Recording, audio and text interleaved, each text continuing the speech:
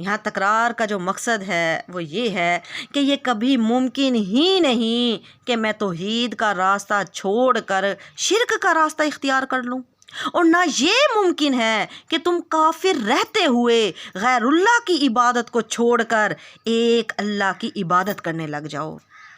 یہ بھی ممکن نہیں ہے، تم بھی ایسے کرنے والے نہیں ہو کہ تم غیر اللہ کو چھوڑ کر ایک اللہ کی عبادت پہ لگ جاؤ۔ ایک معنی اس کا یہ لیا جاتا ہے، ٹھیک، اور دوسرا معنی اس کا یہ لیا جاتا ہے کہ یعنی جس طرح تم عبادت کرتے ہو اس طرح میں عبادت کرنے والا نہیں ہوں، اور جس طرح میں عبادت کرتا ہوں اس طرح تم عبادت کرنے والے نہیں ہو۔ وہ عبادت کس طرح کرتے تھے کافر لوگ؟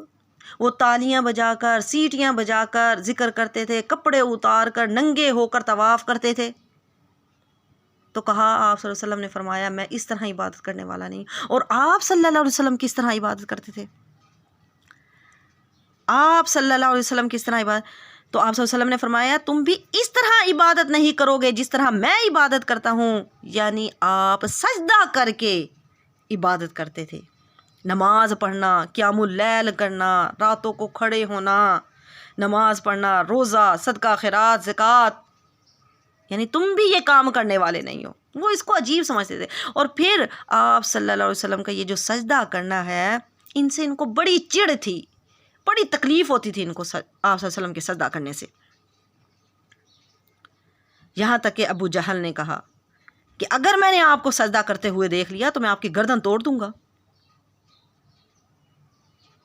اور پھر کچھ لوگوں نے تو آپ صلی اللہ علیہ وسلم کو سجدے کی حالت میں دیکھا تو لا کر اوجڑی آپ صلی اللہ علیہ وسلم کی پیٹھ پہ پھینک دی، یعنی ان کو چڑ تھی کہ آپ سجدہ کیوں کرتے ہیں، سجدہ نہ کیا کریں، جس طرح ہم عبادت کرتے ہیں ویسے عبادت کریں آپ۔ جبکہ اللہ تبارک و تعالیٰ فرماتے ہیں وَاسْجُدْ وَاقْتَرِب، سجدہ کر اور قریب ہو جا۔ انسان سب سے زیادہ اللہ کے قریب سجدے کی حالت میں ہوتا ہے، سبحان اللہ، سجدے کی حالت میں سب سے زیادہ انسان اللہ کے قریب ہوتا ہے۔ تو آپ صلی اللہ علیہ وسلم سے فرمایا کہ تم آپ اعلان کر دو میں کبھی بھی اللہ کے ساتھ شرک نہیں کروں گا۔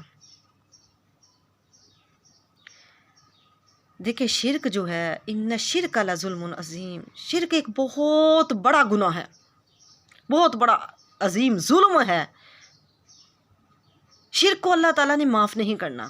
شرک کو اور زنا کو اللہ تعالیٰ نے سورۃ نور میں اکٹھے بیان کیا ہے، زنا اور شرک دونوں کو اکٹھے، کیوں؟ اس لیے فرمایا جو مشرک ہوتا ہے نا وہ بھی اللہ کا در چھوڑ کر غیروں کے در پر جاتا ہے، اور جو بدکار ہوتی ہے، بدکارہ عورت ہوتی ہے یا بدکار مرد ہوتا ہے، بدکار مرد بھی اپنی بیوی کو چھوڑ کر غیر عورت کے پاس جاتا ہے، اور اسی طرح بدکارہ عورت بھی اپنے شوہر کو چھوڑ کر غیر مرد کے پاس جاتی ہے، تو اللہ تعالیٰ نے فرمایا دونوں ایک جیسے ہیں، دونوں ایک ہی ہیں، مشرک بھی اور بدکار بھی، زنا کرنے والے بھی۔ 3 قسمیں ایسی ہیں جو کہ ٹوٹلی طور پر جائز ہی نہیں، لوگ اللہ کے ساتھ جو شریک ٹھہراتے ہیں اس کی 3 قسمیں ہیں۔ کس طرح 3 قسمیں ہیں؟ شرک کی 3 قسمیں ہیں۔ ایک شرک ربوبیت، شرک ربوبیت یعنی اللہ کے علاوہ کسی اور کو رب ماننا، کہ یہ کائنات کا نظام اللہ کے علاوہ کوئی چلا رہا ہے، تو یہ شرک ربوبیت ہے۔ اللہ کے رب ہونے میں شرک کرنا ہے، اللہ کے رب ہونے میں شرک کرنا ہے کہ اللہ کے علاوہ کوئی اور بھی ہے جو اس نظام کو چلا رہا ہے۔ دوسرا ہے اللہ کے علاوہ کسی کو الہ سمجھنا، شرک الوہیت، اللہ کے علاوہ کسی اور کو الہ سمجھنا، عبادت کے لائق سمجھنا، کوئی بھی عبادت کی چیز جو اللہ کے علاوہ کسی کے لیے کرنا، یہ شرک ہے۔ کوئی بھی عبادت کی چیز ہو، آپ اگر اللہ کے علاوہ کسی اور کے لیے کر رہے ہیں تو یہ شرک ہے۔ نبی کریم صلی اللہ علیہ وسلم نے فرمایا دعا بھی عبادت ہے، الدعاء هو العبادۃ، دعا بھی عبادت ہے۔ دعا بھی اگر آپ اللہ کے علاوہ کسی سے نہیں مانگ سکتے، اگر آپ کسی سے مانگتے، اللہ کے علاوہ کسی سے مانگتے ہیں کہ فلاں تو دے دے، کہ کوئی بندہ فوت ہو گیا ہے تو اس سے آپ دعائیں مانگ رہے ہیں کہ تو یہ مجھے عطا فرما دے، تو یہ شرک ہے۔ یا کسی کے آگے سجدہ کرنا، جو چیز عبادت کی ہے اللہ کے علاوہ وہ کسی کے لیے بھی جائز نہیں ہے۔ سجدہ ہے، یہ سجدہ عبادت کی چیز ہے تو یہ اللہ کے علاوہ کسی کے لیے نہیں۔ طواف ہے، طواف خانہ کعبہ کا کیا جاتا ہے، یہ بھی عبادت کی چیز ہے، تو یہ بھی شرک ہے اگر آپ کسی کے آگے سجدہ کرتی ہیں۔ مزاروں پر قبروں پہ جا کر سجدہ کرنا یہ شرک ہے۔ اللہ تعالیٰ نے شرک کو کبھی معاف نہیں کرنا۔ ہاں، زندہ سے آپ دعا کروا سکتی ہیں، مردے سے آپ نہیں مانگ سکتی۔ زندہ کو آپ کسی سے کہہ سکتی ہیں کہ آپ میرے لیے دعا کریں، دعا کروانا یہ جائز ہے۔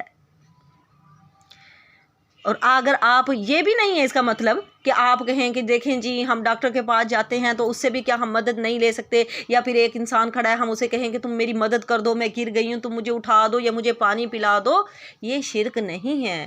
یہ تو انسان کے اختیار میں انسان ایسا کر سکتا ہے۔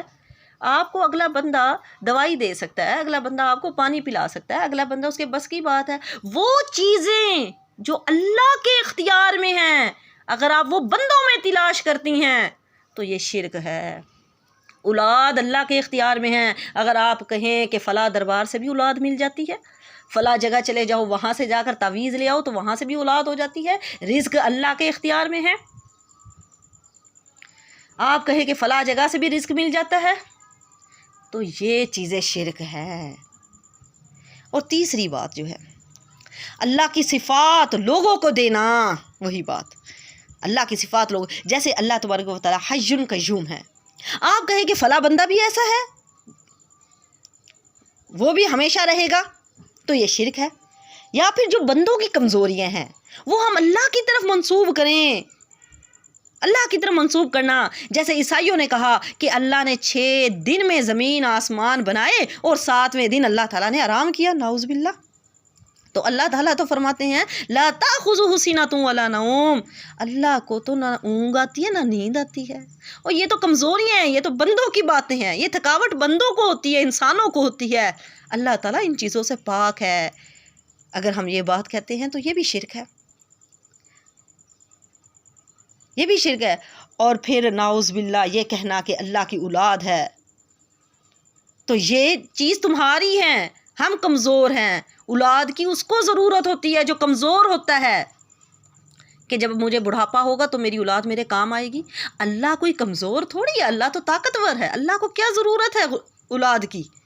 اللہ تعالیٰ تو فرماتے ہیں لم یلد ولم یولد، اللہ تعالیٰ نے فرمایا لم یلد ولم یولد، نہ اس کی کوئی اولاد ہے، نہ وہ کسی سے جنا گیا، نہ اس نے کسی کو جنا، نہ وہ کسی سے جنا گیا، اس کے کوئی ماں باپ نہیں ہیں، اس کی کوئی اولاد نہیں ہے۔ اور پھر آگے فرمایا لکم ولا، اور نہیں انتم تم عابدون، عبادت کرنے والے ہو، ماں جس کی آپ میں عبادت کرتا ہوں، یعنی اس طریقے سے جس طریقے سے میں عبادت کرتا ہوں اس طریقے سے تم بھی عبادت کرنے والے نہیں ہو۔ اور پھر لکم تمہارے لیے دینکم تمہارا دین ہے، ولیہ میرے لیے دین ہی میرا دین ہے۔ لکم تمہارے لیے دینکم تمہارا دین ہے، کون سا دین؟ یعنی کفر والا۔ ولیہ میرے لیے دین ہی میرا دین ہے، یعنی اسلام، یعنی مکمل طور پر بیزاری ہو گئی ہے، بس ٹھیک ہے ٹھیک ہے، تمہارے لیے تمہارا دین، میرے لیے میرا دین، یعنی میں ایسا کبھی بھی نہیں کر سکتا جس طرح کہ تم اللہ کے ساتھ شرک کرتے ہو، کفر کرتے ہو، میں ایسا نہیں کر سکتا۔